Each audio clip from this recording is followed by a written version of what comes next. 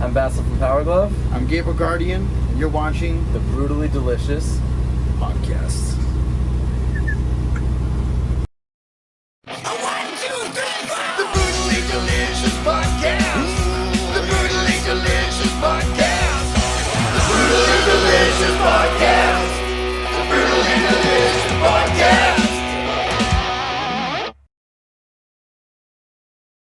70,000 tons of metal. The original, the world's biggest heavy metal cruise. 60 bands, 4 days, one cruise ship, only 3,000 tickets. From Miami, Florida to Ocho Rios, Jamaica. January 30th to February 3rd, 2025. 5 days and 4 nights mingling side by side with your favorite artists in this incredible fan-friendly scenario that has no comparison.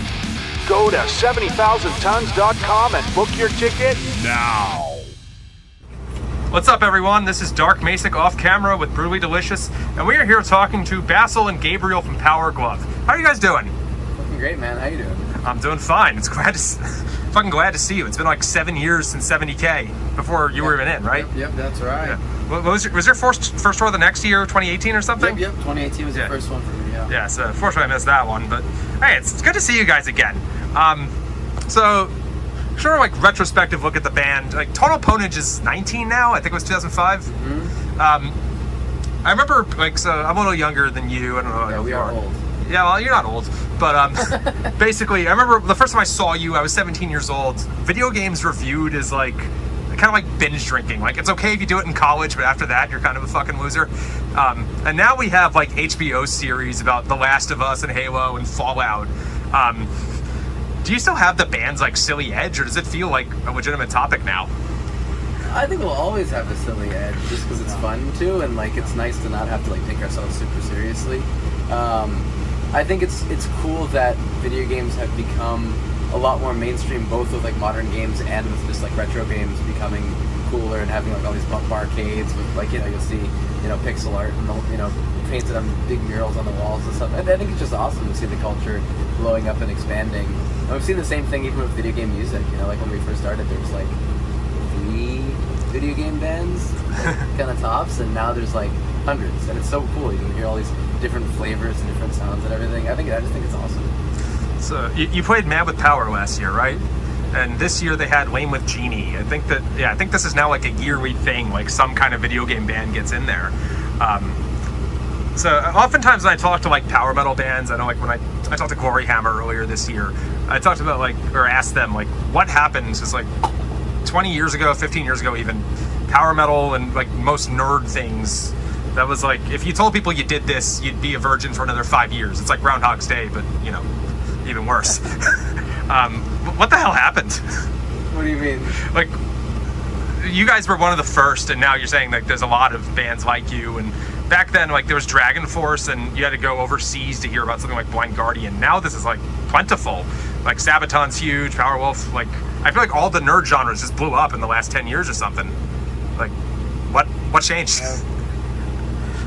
It's hard to tell what changed because we've been doing the same thing forever.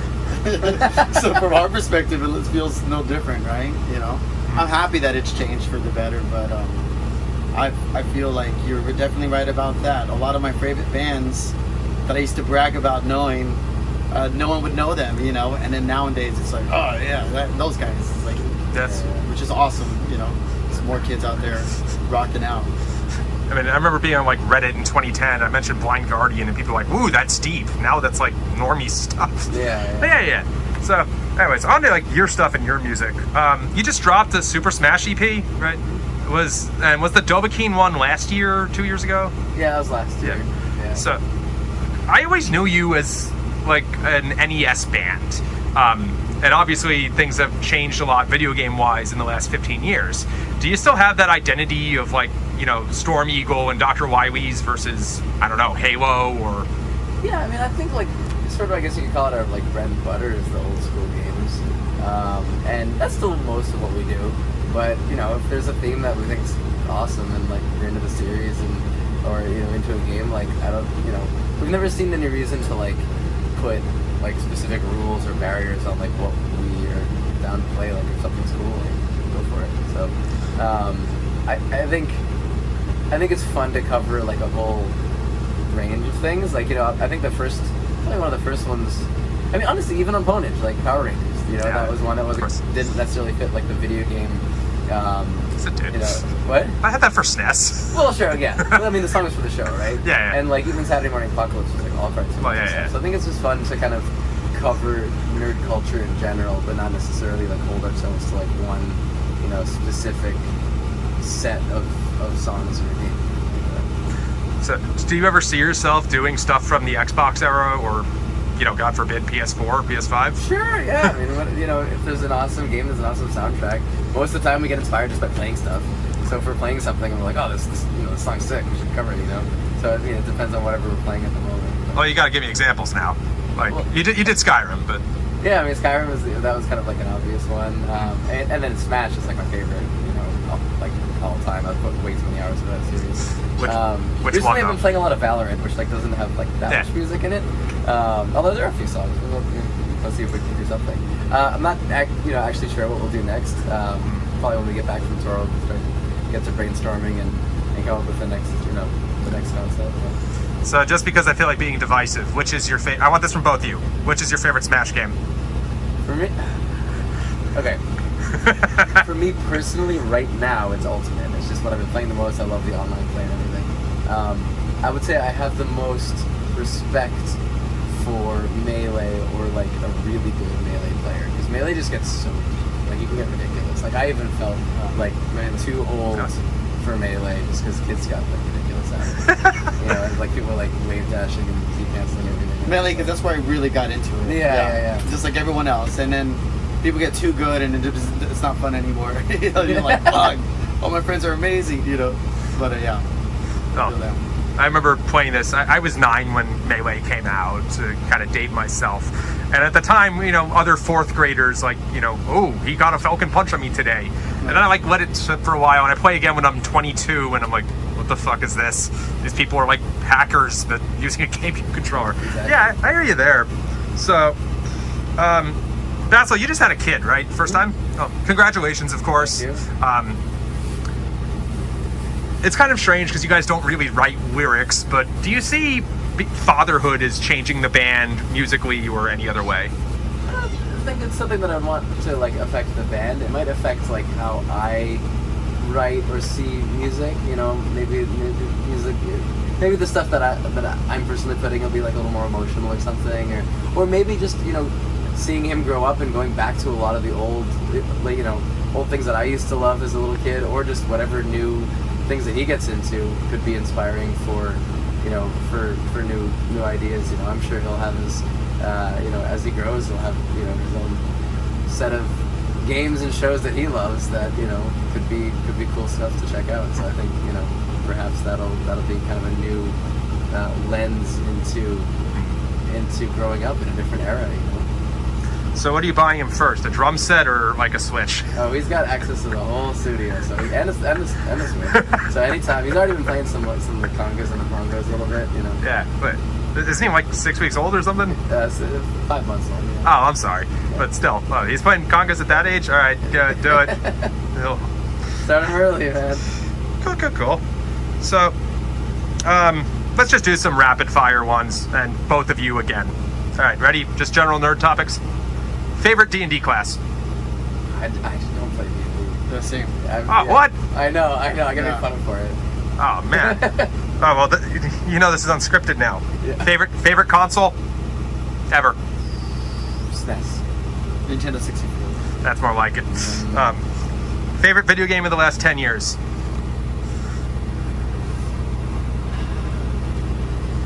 It's gonna be between Ultimate and Valorant. Okay. 10 years. Skyrim was 13 years ago. Sorry to do that to you, but I mean, I've been pretty addicted to the new Star Wars game. What is it? Not the new one, but the one before Fallen Order. Fallen Order, yeah. I've never played a game so much. Like, it's so much fun. I'll do that for now, but there's probably another one out there. All good. Favorite non-cola soda? Doritos. Doritos. Okay. Which flavor though? All of them. All of them? Catch the rainbow, man. Big Red. Oh man, I just had that. I was in Texas last week. Yep. Okay. Well, if you didn't play D&D, this is probably going to fall flat. Alliance or Horde? Oh, the Horde. Yeah. Of course. Oh, really? Okay. Yeah, we're a fucking metal band, dude. I don't know. You've seen the Corpse Grinder interview where they. Oh yeah, I know that one. That hasn't aged very well. A couple words he used, but yeah, so it's entertaining if nothing else. So the band was originally from like Boston or right around there, right? And if I'm not mistaken, you're all pretty much west. Yeah, but like mostly West Coast now, or West, I guess. Yeah. I mean, Alex is in New Hampshire. Gabriel is in Vegas. I'm in Denver, so we're all over. So has that made things complicated, or is just the internet incredible? Because it's 2024 now, yeah, you can FaceTime and send ideas back and forth. Like, it's never been easier. So, so many bands I notice are doing that these days, where like some people are actually in different countries, you know. So, unfortunate that we're on one country. Yeah. Unfortunate? No, fortunate. Oh, sorry. Yeah. You're fortunate. Okay, I misread you there. I'm trying to remember. I think you guys had a tour 2021 or 2022, but 2 years ago, that time. yeah, right. Right around here, but COVID for me, so I had to miss it. I'm going back to when I was in high school. I saw you, I think 3 weeks apart, Hammerfall and then Sonata tours, and then it feels things didn't happen for a while there. Was that just complications with the Continue cycle, or? You mean like after those tours? Yeah. Well, I mean, you don't want to like go too much. That was literally 2 tours in a row. Yeah. Where we jumped off one tour a week before it was done, and then drove across the country in like 2 days to hop onto another one. So it's like we hit all in the same cities like twice in a row, like each month. So it's it's always a matter of striking a balance. You don't like disappear for too long, but on the other hand, you don't want to like be there every single month and you're gonna set up these guys again. Oh well, we look forward to it. Just saying. 14 years on, that's why my friends and I went to that Sonata show. So I got a fanboy here for a second. April 5th, 2010, yeah, the Sonata one. You were about to play, I think Mario, and my friends and I called out Transformers, and you switched it for us. You remember this? I actually do remember. Oh yeah, so thank you, Yeah. and also you're welcome.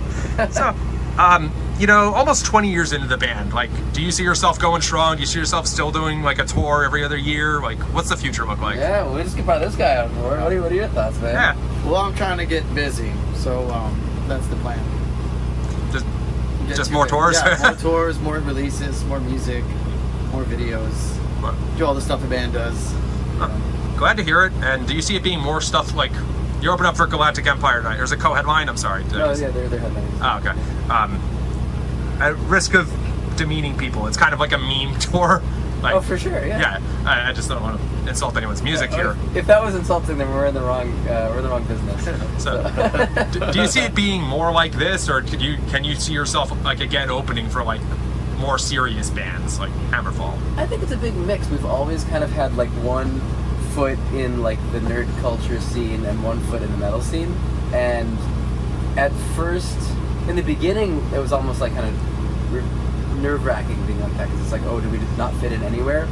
But as years went on, it was just kind of fun. Like we could go, we could play on like a serious like death metal tour like Summer Slaughter, and then go out and play like an anime convention the next month. Yeah. Which is just fun. I think it's cool because we can either be like the nerd band or we can be like the metal guys, depending on like what where we're at. And like both of those are fun, fun faces to put forth. So I think probably a big mix of all of it. I think it's both styles are totally fun, and it is a tour like this is nice because the fan base is like meshed so well. It's like it's such a similar type of person to be as both. And I think what's cool is that at these Galactic shows, you'll see all the bands you just named shirts.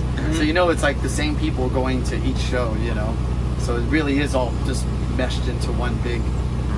I mean, how much non-nerd metal is, Hammerfall, the bands you just named, so it's all, we're all under this one tree, right? Different branch, same tree, but yeah. I jokingly asked on Reddit yesterday, Ty Christian from Lords of the Trident, because he did an AMA, and of course he's a silly dude. And I was like, are tech salaries artificially high just so power metal can continue to exist? Yeah, exactly. So That's hilarious. And I'm sorry to do this, but the most boring question of all. So I got Saturday Morning Apocalypse day of release. I was a freshman in college, and then it was about 8 years, I think, until Continue came out. We're now 6 years out from Continue. When's our next album? A full length. So that's actually one question that we've been kind of pondering, ruminating on for a while, which is like, what is the coolest way to release music in this day and age? Things are changing so much. Like, a lot of bands are still just putting out a record every couple of years, and it's just like full lengths. And a lot of people just do like release everything just like on YouTube with a music video or just like singles. And there's a lot of cool, interesting, different ways of releasing stuff, which, I don't know, it's kind of cool. It's kind of fun. It just gives you a lot more options. So like, while I'm sort of dodging the answer by not giving you something specific, I think it's just cool that there's a lot of options for different ways to release stuff these days. So like, I don't know, kind of the world's your oyster. I don't know. How do you like to do this? Kick her in the ass, please. Make him do this. The way I see, whatever the opposite is of never say never. It's like we might not, but at the end of the day, you're right. Like, a lot of my favorite bands are just putting out singles and stuff, and then the other half of my favorite bands are putting out albums. So I'm just like, why not do both? We'll probably put out some new singles and probably another record. I don't know, but time will tell. Actually, now I have a follow-up. So in today's day of like streaming and whatever, everyone knows Spotify doesn't pay that well, and I don't know whether that's a them specifically problem, but like just streaming in general. Is it infinitely harder when most of your music, or maybe all of it, is written by like Koji Kondo? And do you get like an arrangement credit on this? How does that work? It's different. Obviously, like, you have to pay your royalties, right? You have to, take care of the original writers, and that's part of the process. So yeah, that cuts into profits. But like, this is the path we chose. We decided to pay tribute, and that's part of pay tribute to like our favorite games and movies, and so that's just part of the game, I guess. We were joking about it the other day. It's like, you do the studio stuff so that you can hit the stage. Yeah. And other people are like, oh, you go on tour so you can hit the studio again. Yeah. So everyone has a different perspective, but yeah, it's like...